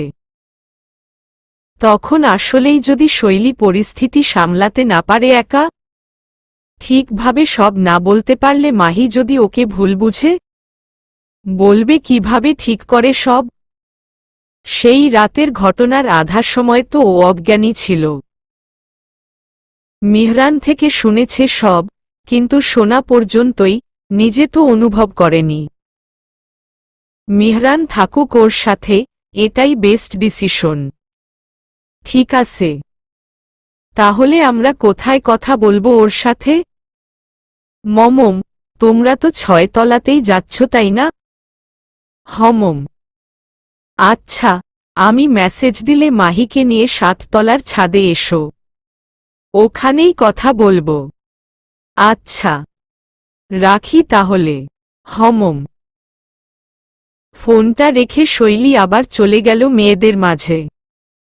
ওদের আড্ডায় আবার যোগ দিল। সারাদিনের যাত্রার ধকল আর এত সুস্বাদু ডিনারের পর সন্ধ্যা আর তার স্বামী আর টিকতে পারলেন না। ওনাদের ক্লান্ত লাগছে দেখে রেহানা উঠে পড়ে লেগে গেলেন তাদের নিজের বাসায় নিয়ে রেস্ট করাতে। সাথে সাথেই ছোটদের আড্ডার আসরও ভেঙে গেল, কারণ ইতিবিথিও যাত্রা করে ক্লান্ত। ওরা রুমে চলে যেতেই আফিয়া তার মেয়েদেরকে আর শৈলী নিপুণকেও বললেন শুতে চলে যেতে। রাত হয়েছে বেশ, আর কাল থেকেই সব আত্মীয়রা আসা শুরু করবে দেখে সকালেই অনেক কাজ আছে। মেয়েরাও আর দ্বিমত না করে ওপরে চলল। মিহরানের রুমে সন্ধ্যাবেলাতেই 4 জনের জন্য বিছানা পাতা হয়েছে। একটা ডাবল বেড যেহেতু, তাই ওপরে মালিহা আর নিপুণ উঠল, কারণ শৈলী আর মাহিরা আগেই বলে রেখেছিল ওরা একসাথে শুবে। সেই শর্তে ওদের স্থান হল মাটিতে পাতা বিছানায়। ওরা এটাতেই বরং খুশি। গরমে নিচে ঘুমানোর মজাই আলাদা। নিজেরা শুতে যাওয়ার পর থেকেই মাহিরা শৈলীকে নিঃশব্দে খোঁচাচ্ছে।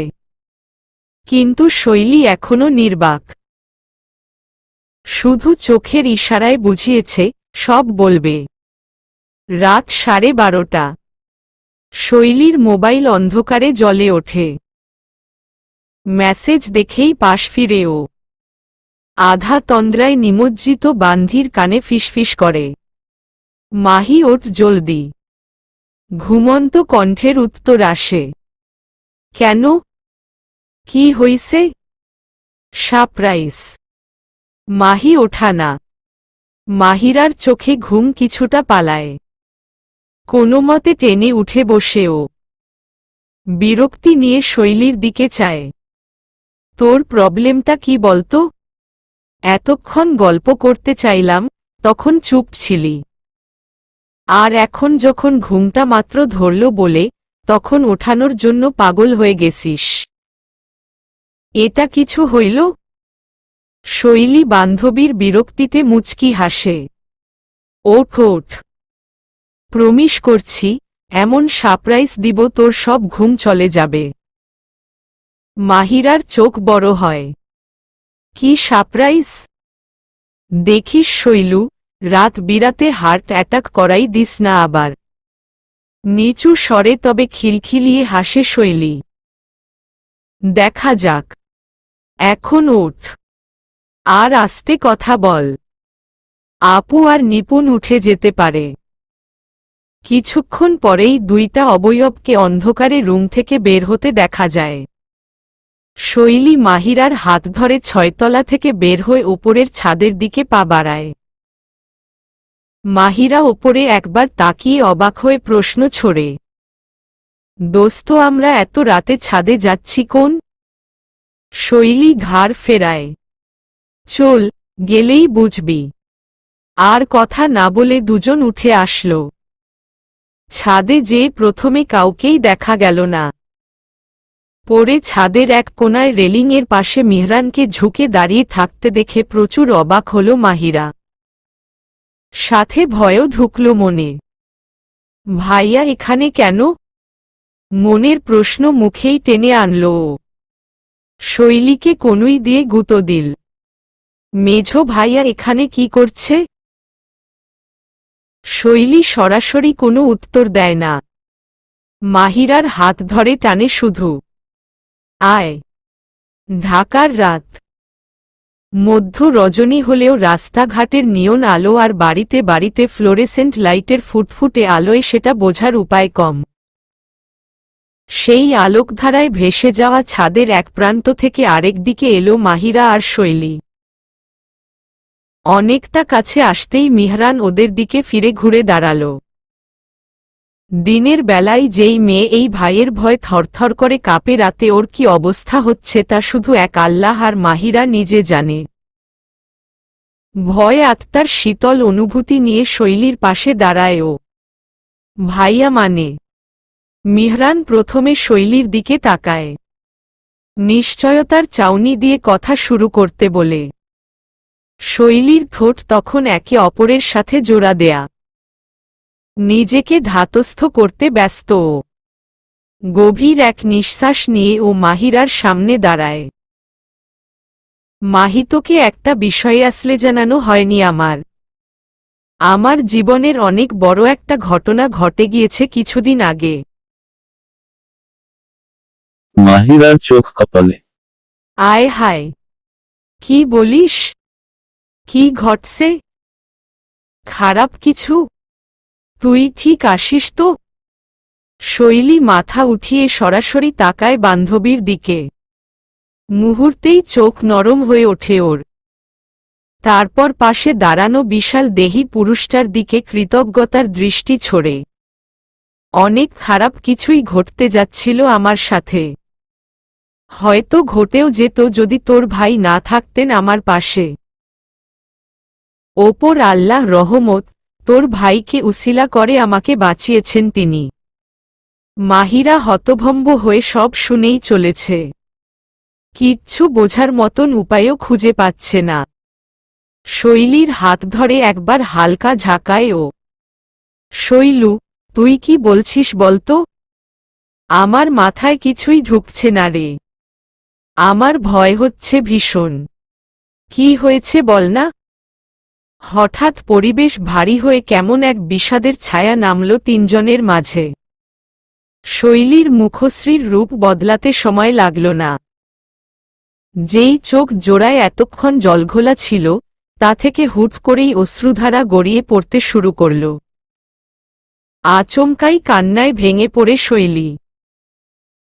মাহিরার সম্পূর্ণ দিশেহারা লাগতে শুরু করেছে ততক্ষণে। কি শুনতে এসেছিল, কি হচ্ছে এখন, সব গোল পাকিয়ে যাচ্ছে। কিছুক্ষণ আগের হাস্যোজ্জ্বল শৈলীর সাথে এখনের শৈলীর কোনো মিল পাচ্ছে না ও। বান্ধবীর এই অঝরে কান্না আর সহ্য হল না। ওকে সামলানো দরকার বুঝে হাত বাড়াতে গেল, তবে তার আগেই পাশ দিয়ে এক বলিষ্ঠ হাত এসে আগলে নেয় শৈলীকে। মাহিরা পুরো থমকে যায়। আপনাতেই এক পা পিছিয়ে আসে ওর। চোখ জোড়া ভয়ঙ্কর আকারে বড় করে বুঝতে চেষ্টা করল ও যা দেখছে তা কি সত্যি, নাকি রাতে জাগা স্বপ্ন মাত্র। মিহরান কোনো ইতস্ততা ছাড়াই শৈলীকে নিজের ডান পাশের বুকে জায়গা দিয়ে দিয়েছে। এক হাত মাথায়, আরেক হাত ওর কাঁধে রেখে পেঁচিয়ে নিয়েছে। আর শৈলীও তো সাবলীলতার সাথে চুপটি মেরে পড়ে আছে সেই বুকের মাঝে। হেঁচকির দোলা পড়ছে নিয়মিত, সেটাকেই আবার কপালে আদুরে পরশ বুলিয়ে থামানোর চেষ্টায় মিহরান। ইয়া আল্লাহ, এরা একে অপরের এত কাছে আসলো কবে, কখন, হচ্ছেটা কি আসলে? সেই রাতের স্মৃতি যে শৈলীকে আবার আক্রমণ করেছে সেটা মিহরানের বুঝতে অসুবিধে হয়নি। এই ঘটনার জন্য আগের থেকেই প্রস্তুত ছিল। মূলত এই কারণেই এখানে থাকতে চাচ্ছিল ও। মাহিরাকে না বরং শৈলীকে সামলাতেই ওর পাশে দাঁড়াতে চাচ্ছিল। হঠাৎ মিহরানের চোখ যায় মাহিরার অবিশ্বাসে ভরা নয়নের দিকে। স্ত্রীর সাথে বোনের প্রতিও যে ওর একটা দায়িত্ব আছে এটা ও ভুলে যায়নি।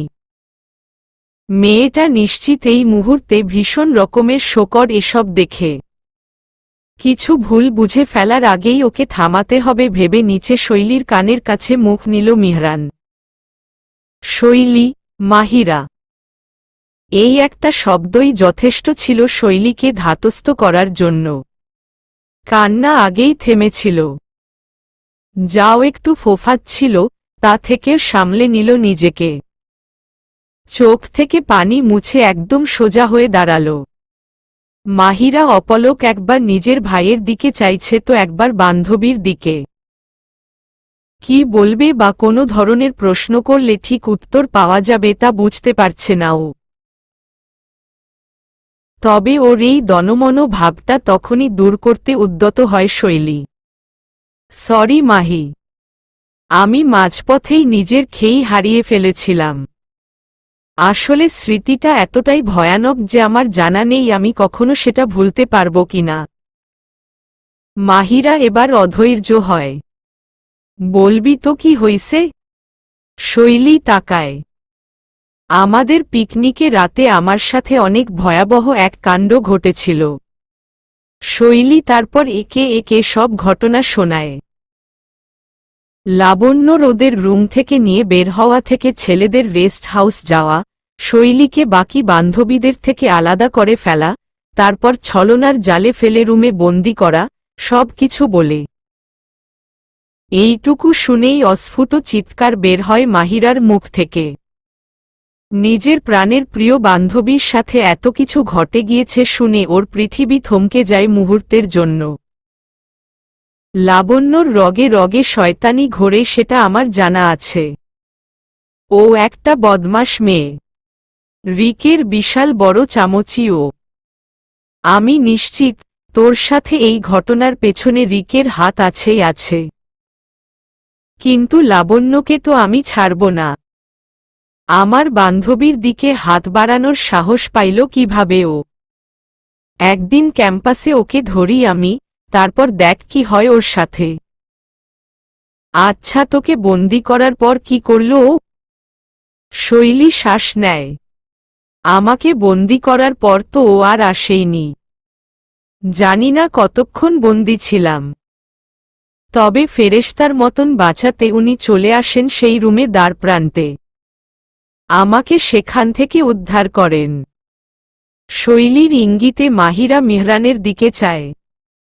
ভাইয়া, তুমি বাঁচালে মাহিরাকে? কিভাবে? তুমি আশেপাশেই ছিলে? না, ছিলাম না। তবে সেই দিন এবং তার আগে ভার্সিটিতে ঘটে যাওয়া কিছু ঘটনা নিয়ে আমার মনে একটু সন্দেহ ছিল। তাই শৈলী যখন বান্ধবীদের সাথে বের হল, মেহরান নিজেও মাহিরাকে শৈলীর বদ্ধ রুম পর্যন্ত যাওয়ার ঘটনার বৃত্তান্ত দিল। মাহিরা শুধু শ্বাসরুদ্ধ করে শুনেই যেতে লাগল সব। মেহরান বলা শেষ করলে মুখ থেকে হাত সরিয়ে বলল, এক রাতে এত ঘটনা ঘটেছে? আনবিলিভেবল। শৈলী এতক্ষণ মাথা হালকা নুয়ে দাঁড়ানো ছিল। এবার মাথা তুলে বলল, ও যতটুকু শুনেছিস ততটুকু সেই রাতের আধা ঘটনা মাহি। পৃষ্ঠার উল্টো পিঠ এখনো তোর শোনার বাকি। মাহিরা যারপর নাই অবাক হয়। এত কিছুর পরও আরও আছে? আরও খারাপ কিছু হয়েছে নাকি? শৈলী উত্তর দেয় না, তবে মাথা নেড়ে না বোঝায়। ওর ঠোঁটের কোণ ছোঁয়া হালকা হাসি মাহিরাকে বলে দেয় এখন ও যা শুনতে যাচ্ছে তা ভালো কিছু। মাহিরা আরও লক্ষ্য করে শৈলীর মেহরানের দিকে তাকানোর, ওকে সম্বোধন করার সাবলীলতাটাকে। কোথায় যেন ছক বসছে না ঠিকভাবে। এদিকে শৈলী মেহরানের দিকে তাকায়। এরপরটা আপনিই বলুন। আমার এমনিতেও বেশি কিছু মাথায় নেই। অজ্ঞানী তো ছিলাম আধা সময়ে। মেহরান মাথা হালকা ঝাঁকায় এবং বলার প্রস্তুতি নেয়, কিন্তু তার আগেই মাহিরা থামায় ওকে। এক মিনিট। সরি ইন্টারাপ্ট করার জন্য, বাট কমপ্লিটলি অফ টপিকে একটা প্রশ্ন করতে চাই। মেহরান দুই হাত বুকে ভাঁজ করে। বল। মাহিরা এবার একটু থেমে নিজের মাঝে প্রস্তুতি নেয়। তোমাদের দুজনের মাঝে এত সখ্যতা হলো কিভাবে বলো তো? দেখেই বোঝা যাচ্ছে তোমরা বেশ ফ্রেন্ডলি হয়ে গিয়েছ একে অপরের সাথে। ডোন্ট টেক মি রং, আমি খুবই পছন্দ করছি ব্যাপারটা, কিন্তু আসলে বন্ধুত্বটা হলো কিভাবে জানতে চাচ্ছিলাম আর কি। মেহরান শৈলীর দিকে তাকিয়ে হালকা একটা হাসি দেয়। শৈলী ততক্ষণে অন্য পাশে চেয়ে ওড়নার আঁচল ঠোঁটে ধরে মুখ লুকিয়েছে। মাঝে মাহিরা বোকার মতন চেয়ে রইল। মেহরান তারপর বলা শুরু করে, তুই ভুল বলিসনি মাহি। হয়েছে বন্ধুত্ব আমাদের, আবার ঠিক বন্ধুত্বও না। তবে যাই হয়েছে তা জানতে চাইলে সেই রাতে ঘটে যাওয়া বাকি অর্ধেকটাও মন দিয়ে শুনতে হবে তোকে। মাহিরা তৎপর হয়। বলো। ওর ভাবভঙ্গিতে শৈলী হেসে দেয় ছোট্ট করে। মেহরানও হাসে। তারপর এক এক করে খুব সূক্ষ্মভাবে শৈলীকে নিয়ে ফার্মহাউস থেকে বের হয়ে সেই ক্ষেতের ভেতরের ছাউনি ঘর পর্যন্ত যাওয়া এবং সেখানের সব ঘটনা আস্তে ধীরে মাহিরার সামনে উপস্থাপন করে। বিয়ের কথাটা মাহিরার সামনে নিয়ে আসে আরও বেশি ধীরে। কিন্তু তাতে লাভ হয় না কিছুই। দুইজনের কান ফাটিয়ে জোরে একটা চিৎকার দেয় মাহিরা। মনি চোখের কোটর থেকে দৌড়ে বের হয়ে যাবার জোগাড়। ঠোঁট জোড়া দিয়ে অবিরাম আওড়াতে থাকে একটার পর একটা প্রশ্ন। কি বললা? তোমরা বিয়ে করে ফেলেছ? মানে বিয়ে? ম্যারেজ? তোমরা স্বামী স্ত্রী? শৈলী আমার ভাবি? শৈলী এটা সত্যি? শেষ প্রশ্ন শৈলীকে ঝাঁকিয়ে করে মাহিরা। ওর পাগলামো দেখে শৈলী হেসে ফেলে। মাহিরা আবার জিজ্ঞেস করে, আরে হাসিস পড়ে? আগে উত্তর দে আমার প্রশ্নে। ভাইয়া যা বলছে তা ঠিক? আসলেই তোদের বিয়ে হয়েছে? হমম, আসলেই হয়েছে। মাহিরা হঠাৎ থমকে যায়।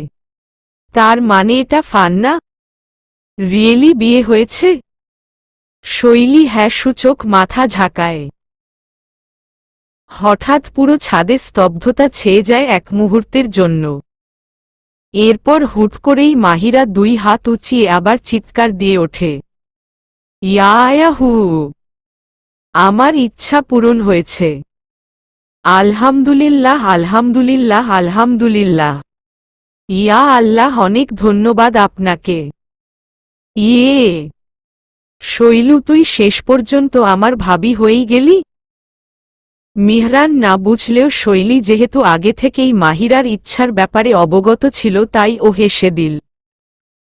মাহিরা ওকে ঝাপটে ধরার সময় ও নিজেও জড়িয়ে ধরল। মিহরান মাঝ থেকে একটু বিভ্রান্ত বোধ করল এবং সেটা ওর চেহারাতেও ছিল স্পষ্ট। মাহিরা শৈলীর ঘাড়ে মাথা দিয়েই নিজের ভাইয়ের এই অভিব্যক্তি ধরতে পারল। হেসে দিয়ে আস্তে করে বান্ধবীকে ছাড়ল। তারপর সুন্দর একটা হাসি দিয়ে মিহরানের কাছে যেয়ে ওর কোমর জড়িয়ে বুকে মাথা দিল। কনগ্র্যাচুলেশনস ভাইয়া, তুমি কল্পনাই করতে পারবা না আমি কত খুশি হয়েছি। যখন তখন শৈলীকে চিনেছি, বুঝেছি, ওদের পরিবারকে জেনেছি, তখন থেকেই আমার মনে এই ইচ্ছে ছিল যে শৈলীকে তোমার বউ বানাবো। বিশ্বাস করো, শৈলীকে এই প্রস্তাব দেওয়ার আমার শেষ। তখন তো ম্যাডাম কত না করেছিলেন, বিয়ে করবেন না, হ্যান ত্যান, আরও কত কি। আর এখন হা হা হা। মাহিরার দুষ্টুমিতে ভীষণ লজ্জায় পড়ে শৈলী। কিন্তু মাহিরা আজ কোনোভাবেই ওকে ছাড় দিতে রাজি নয়। শৈলীকে কিছুক্ষণ মন ভরে ভাবি ভাবি বলে কান ঝালাপালা করে তুলল। মিহরানের পাশে দাঁড় করিয়ে কতক্ষণ মন ভরে দেখল। মোবাইলে ছবিও তুলতে চাচ্ছিল, কিন্তু মিহরানের মানা করাতে আর আগাল না। শেষে নিজের মনের খায়েশ মিটিয়ে ওদের দেখে মিহরানের পানে চাইল। অনেক মজা করলাম, এখন একটা সিরিয়াস প্রশ্ন করি ভাইয়া। হমম। বাসায় জানাবা কবে? কি প্ল্যান করছো? মিহরান গম্ভীর ভাব টানে। প্রোগ্রামটা শেষ হলেই আব্বু আম্মুকে নিয়ে বসব। মাহিরার মুখ উজ্জ্বল হয়। একদম ঠিক ডিসিশন নিয়েছ ভাইয়া। বিয়ে তো করেই ফেলেছ, এখন ঘরে তোলো বউকে। আমি আর আমার ভাবিকে ছাড়া থাকতে চাই না। বলেই আদুরে আবদারে শৈলীকে পাশ দিয়ে জড়িয়ে ধরে মাহিরা। শৈলীও মাহিরার মাথার সাথে মাথা মিলায়। মিহরান না হাসলেও ওর চোখের নমনীয়তা বুঝিয়ে দিচ্ছে মাহিরার রিয়াকশনে খুশি হয়েছে ও। ওর এই বোনটা চঞ্চল হলেও অনেক ম্যাচিউরড, যেটা নিঃশব্দে মিহরান শ্রদ্ধা করে। আজ ও সেটার প্রমাণ দিল মেয়েটা। আশপাশে এখন বেশ চুপচাপ হয়ে গিয়েছে। এখন আসলেই মনে হচ্ছে রাত নেমেছে। চারদিক দেখে মাহিরা বলল, শৈলু, এখন বোধহয় আমাদের যাওয়া উচিত রে। রাত অনেক হয়েছে। পরে সকালে আম্মুর দাবরানি খেয়ে উঠতে হবে। শৈলীও মাথা দোলায়। হমম, চল যাই। মাহিরা তারপর ভাইয়ের দিকে তাকায়। ভাইয়া, অনেক রাত হয়েছে, যাই আমরা এখন। আকস্মিক মিহরান শৈলীর হাত ধরে একটু নিজের দিকে টানে। বোনের দিকে তাকিয়ে বলে, তুই যা মাহি, ও পরে আসবে। শৈলী হতবাক। এ কি? ওকে থামাচ্ছে কেন লোকটা? এদিকে মাহিরা ভাইয়ের কথা শুনে ঠোঁট টিপে হেসে ফেলল। হৈ হৈ করে বলল, হ্যাঁ হ্যাঁ, ঠিক আছে ভাইয়া ভাবি। Enjoy your you time. Shoili, তোর রাতে না আসলেও চলবে রুমে। ভোরের সময় চলে আসলেই হবে। ঠিক আছে। ভাই বোনের দুষ্টুমি ভরা চেহারা দেখে শৈলী হতবিহ্বল হয়ে পড়ে। মাহিকে থামাতে চায় ও, ওর সাথে যেতে পা বাড়ায়, কিন্তু সেই যে পেছনে থেকে ওর হাত কারো মুষ্টিতে বাঁধা। সেই বলিষ্ঠ হাতের বাঁধন ছোটাবে কেমনে?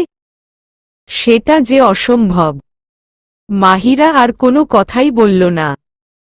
ছুটে চলে গেল, ছাদের দরজা দিয়ে অন্ধকারে উধাও হয়ে গেল। মালিহার মন ভালো ছিল না সন্ধ্যা থেকে। রায়হানের সাথে ঝগড়া হয়েছে। বিষয় আবার সেই বিশেষ ধরনের আবদার। মালিহা মানতে নারাজ বলেই রায়হান ক্ষেপে গেছে। এই নিয়ে রেষারেষি চলছে দুজনের মাঝে। তবে বাসায় কাউকেই সেটা বুঝতে দেয়নি ও। সবার সাথেই হেসেছে, মজা করেছে। এমনকি মেহরানের রুমে এসেও কতক্ষণ নিপুণের সাথে গল্প করে তারপর ঘুমানোর চেষ্টা করেছে। কথায় আছে, মানুষ মানসিকভাবে ক্লান্ত থাকলেও নাকি অনেক সময় ঘুমিয়ে যায়। মালিহারও মনে হয় তাই হয়েছে। কারণ ও নিদ্রায় ডুবে গিয়েছিল। কতক্ষণ ঘুমিয়েছে জানে না। ফোনের রিংটোনে ওর ঘুম ভাঙে। রায়হানের ফোন হতে পারে ভেবে উত্তেজিত হয়ে ওঠে পড়েও। বালিশের নিচ থেকে তড়িঘড়ি করে মোবাইল বের করে। তবে বের করেই আশাহত হতে হয় ওকে। রায়হান ফোন দেয়নি। তুরিন দিয়েছে। একটা দীর্ঘশ্বাস ফেলে মালিহা তারপর ফোনটা ধরে। হ্যাঁ দোস্ত বল। দোস্ত ঘুমায় গেছিস? মালিহা নিঃশব্দে হেসে সময় দেখে নেয়। না বল। কি ব্যাপার? মমম। আচ্ছা তোদের পাশের বাসার ওই মেয়েটা, কি যেন নাম বললি ওর? আরে আজকে এসেছিল যে তোদের সাথে। কে শৈলী? হ্যাঁ হ্যাঁ ওই মাহিরার বান্ধবী তাই না? হ্যাঁ। ওরে নিয়ে এই মাঝরাতে তুই প্যারা নিচ্ছিস কেন? কি হইছে? ওপাশ থেকে এক পলক চুপ থাকে তুরিন। তারপর বলে, আমার না মেয়েটার হাবভাব ভালো লাগে নাই রে। মেয়েটাকে পছন্দ হয় নাই আমার। মালিহা খাট থেকে উঠে একবার নিচে চায়। শৈলী নিচেই শোয়া ভেবে এতক্ষণ ফিসফিস করে কথা বলছিল। কিন্তু শৈলী মাহিরা কাউকে না পেয়ে ও ভ্রু কুচকায়। এই রাতে গেল কই দুইটা? ছাদে নাকি? মালিহা আমার কথা শুনতে পাচ্ছিস? হজ্জা হ্যাঁ বল বল। শুনছি। শৈলীর কি পছন্দ হয়নি তোর? আমার মনে হয় ও তোর মেঝো ভাইকে পছন্দ করে। মালিহা আরেকটা দীর্ঘশ্বাস ফেলে। মেয়েটা গেছে পুরোপুরি। আমার আর মাহি ছাড়া তুই যেই মেয়েকেই দেখিস সেই মেয়েই তোর কাছে মনে হয় মিহরান ভাইয়াকে পছন্দ করে। এই ভুল ধারণা থেকে বের হয়ে আয় দোস্ত। এমন কিছুই হয়নি। শৈলী ভাইয়াকে সেভাবে পছন্দ করে না। করলে আমি না হলেও মাহি জানত। কিন্তু এইসব নিয়ে ওদের মাঝে আমি কখনো কথাই বলতে দেখিনি। তুই ভুল মনে করছিস রে। না দোস্ত। আমি ভুল ভাবছি না। আমি ঠিকই ভাবছি। আমি যেই নজরে একটা মানুষকে ভালোবাসি সেই একই নজর অন্য কারো থেকে যদি তার ওপরে পড়ে, আমি সেটা চিনব না? অবশ্যই চিনব। আমি শৈলীর চোখে সেই দৃষ্টি দেখেছি আজ। তোর ভাইয়ের প্রতি সে ফুটবল। এবং আমি আরও একটা জিনিস লক্ষ্য করেছি। তোর ভাইয়াও মনে হয় ওকে পছন্দ করে। পরক্ষণেই মালিহা খাট কাঁপিয়ে হেসে উঠল। নিপুণ একটু নড়ল দেখে আবার স্থির হল, তবে হাসি থামাল না। তুরিন, বান্ধবী, তুই পুরাই গন কেস বুঝছিস? তোর মাথার তার ছিল সে নিশ্চিত। ভাইয়া পছন্দ? হে আল্লাহ, এটা জীবনেও সম্ভব না। ভাইয়ার মতন রোবটে মধ্যে এইসব প্রেম ভালোবাসা কাজ করে না বুঝলি? বিয়ের পর বউয়ের সাথে কেমন হবেন জানি না, তবে বিয়ের আগে পছন্দ আর উনি করবেন? হইতেই পারে না। তুই এইসব উল্টাপাল্টা চিন্তা বাদ দে দোস্ত। ভালো একটা ঘুম দে নিজেও আর আমাকেও দিতে দে। এখন রাখি বাই। বলেই ফোন কেটে দেয় মালিহা। হাসতে হাসতেই শুয়ে পড়ে বিছানায়। মাহিরা চলে যাওয়ার পর মিহরানের দিকে তাকায় শৈলী। চোখে বিরক্তি নিয়ে রাগের বুলি ছোড়ে। মাহিকে এভাবে চলে যেতে বললেন কেন? মিহরান এক টানে শৈলীকে নিজের বুকে টেনে নেয়। হকচকানো শৈলী কেঁপে ওঠে। সেটা রেগে নাকি লজ্জায় তা বোঝা যায় না। মিহরান এবার কানের কাছে মুখ নেয়। তোমাকে মাহি আমাদের বিয়ের কথা বলেছিল? শৈলীর এই মাদকময় আওয়াজে রাগ মুহূর্তেই গায়েব হল। তার বদলে শুকনো ঢোক গিলল ও। অনেক আগে একবার বলেছিল। আর তুমি আসলেই মানা করে দিয়েছিলা? শৈলী চুপ করে নিচে তাকায়। চুপ থাকা সম্মতির লক্ষণ বুঝে মিহরান শৈলীর মুখ ওর দিকে উঁচু করে। কেন না করেছিলা? এমনি। এমনি?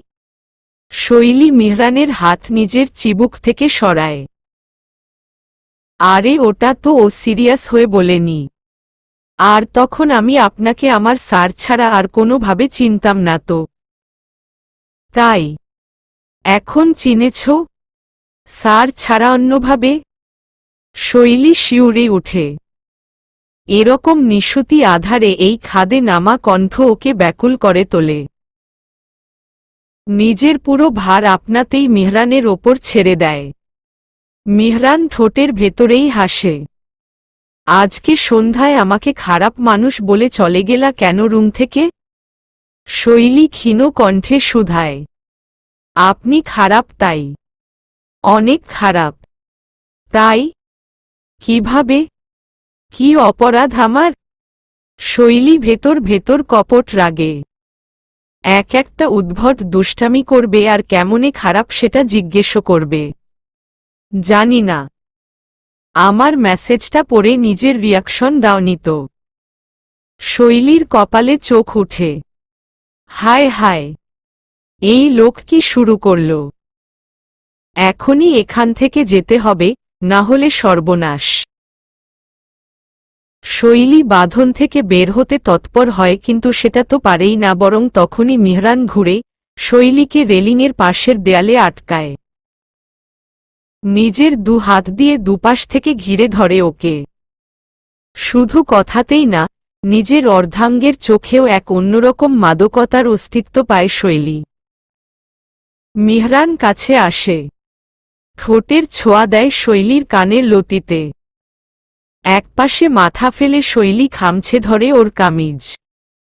মিহরানের আওয়াজ কান দিয়ে মস্তিষ্কে প্রবেশ করে।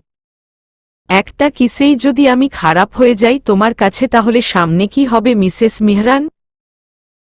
এত ছোট অপরাধে যদি এমন সাজা মেলে, তাহলে বিশাল বিশাল অপরাধগুলোতে তো আমাকে ফাঁসি দিয়ে দেয়া হবে মনে হচ্ছে। অবিশ্বাস্য নয়নে শৈলী চকিতে ঘোরে সামনের দিকে। মিহরানের চোখে চোখ আটকায়। মিহরানের কথা তখনও শেষ হয়নি। ভারী নিঃশ্বাসে ভারে ডুবে যায় শৈলী। তবে আমি সেই অপরাধগুলো করতে চাই শৈলী। শুধু তোমাকে সেই অপরাধের একমাত্র সাক্ষী রাখতে চাই। থাকবা সাক্ষী আমার অপরাধের? শৈলী বাক্য গঠনের প্রক্রিয়া ভুলে যায়। মুখ খুলে আবার বন্ধ করে। কি বলবে বুঝতে পারে না। কিভাবে বলবে বুঝতে পারে না। তবে সে যে আসলেই চায় মিহরানকে অপরাধী করতে। সেই অপরাধের সাক্ষী নিজেকে বানাতে। চলবে।